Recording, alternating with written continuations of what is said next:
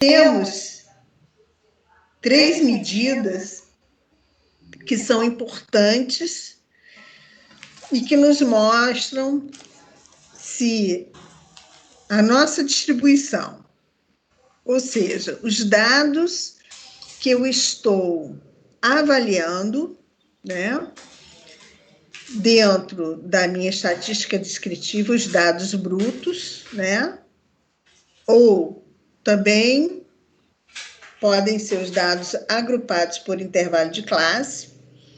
Pelas classes, você constrói um histograma, e a partir desse histograma, você pode fazer uma curva pegando o ponto médio do intervalo de classe, e aí você já teria visualmente a assimetria da tua distribuição, ou seja, o formato da cauda, tá? Se a cauda da tua distribuição, ela se alonga para a direita ou para a esquerda. Curva que você vai traçar, né, pelos teus dados, tanto faz os brutos quanto os agrupados por intervalo de classe, no qual ela vai te mostrar a cauda dela, se a cauda tende para a direita ou tende para a esquerda, tá? A curva ela pode ser simétrica, em torno da média, né? Ponto de máximo. No caso, se ela for simétrica, a média é igual à moda, que é igual à mediana. A gente vai ver isso bem quando a gente fala lá em curva normal. Ou ela pode ser assimétrica, tá? Ela pode ser assimétrica à direita ou à esquerda. Como é que você vê o tipo de assimetria? Você tem, se a tua cauda ela estiver para a direita, você vai ter uma assimetria positiva. Isso significa que sempre é moda, mediana e média. Sempre é essa relação. Então, a simetria positiva, nós temos que a moda é menor que a mediana, que é menor do que a média. Por isso que a tua cauda vai ficar para a direita, tá? Simetria positiva. Se a cauda estiver para a esquerda, você tem o quê? A mesma relação que vai mudar a desigualdade, né? Você vai ter que a média vai ser menor que a mediana, que é menor do que a moda, tá? Se ela for simétrica, você vai ter o quê? Média igual a mediana, que é igual a moda, tá? Então, essa daí é a conceituação de assimetria. Você pode fazer isso visualmente, né? E você pode também utilizar os coeficientes de assimetria de Pearson, que é uma fórmula matemática, relação entre média, moda e mediana, né? No qual você tem os aspectos da tua curva. Então, se o valor da assimetria for igual a 0, calculado pelo coeficiente de Pearson, você tem o quê? Que ela é simétrica. Se o coeficiente de assimetria for maior do que 0, ela é assimétrica positiva. Se o coeficiente de assimetria for menor do que 0, ela é assimétrica negativa. Tá ok? E aí, o que você vai fazer? Você vai fazer o cálculo, ou a avaliação visual, ver para onde está a cauda da tua curva, ou fazer o cálculo, né, matemático dessa assimetria. Com relação, bem, nós estamos vendo que a simetria é com relação ao formato, né, a curva, da feição da tua distribuição. E nós temos também, no caso, a curtose, tá? O que é a curtose?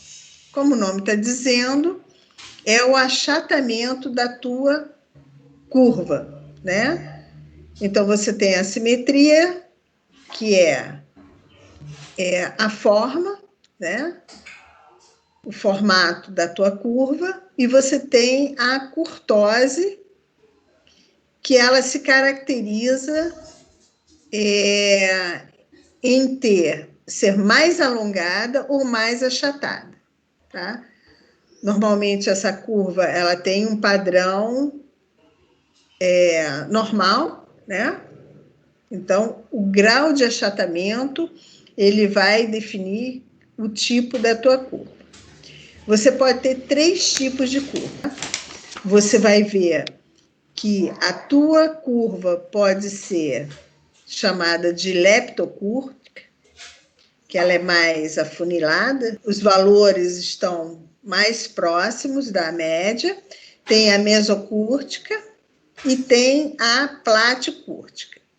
Então, aí vem pela distribuição dos valores com relação à média. Quanto mais esbelta, né? Vamos dizer assim, é a curva, mais os valores estão próximos da média. Quanto mais você for achatando a curva, os valores eles vão estar espalhados com relação à média. Pode ser medido, sim, assim como a simetria, tem uma fórmula para medir o coeficiente de assimetria de Pearson. A curtose também tem um coeficiente, que é uma fórmula matemática, no qual a gente utiliza o terceiro e o primeiro quartil e os percentis, 90 e 10, tá?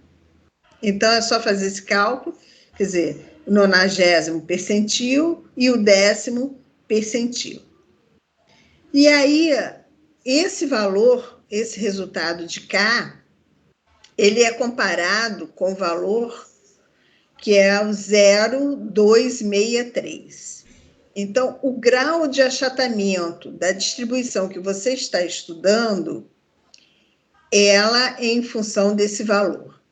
Se a tua curtose for igual a 0,263, você diz que essa distribuição é mesocúrtica.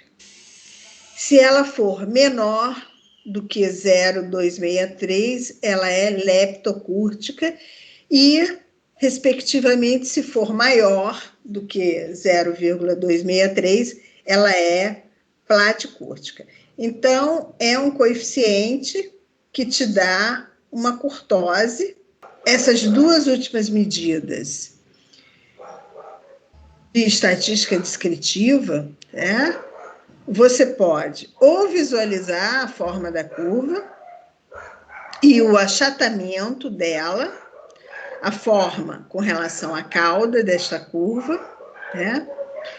Ou o achatamento dela, ou então você pode fazer o cálculo mediante os coeficientes.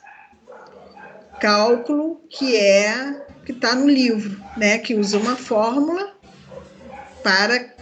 para encontrar o valor tanto da simetria quanto da curtose.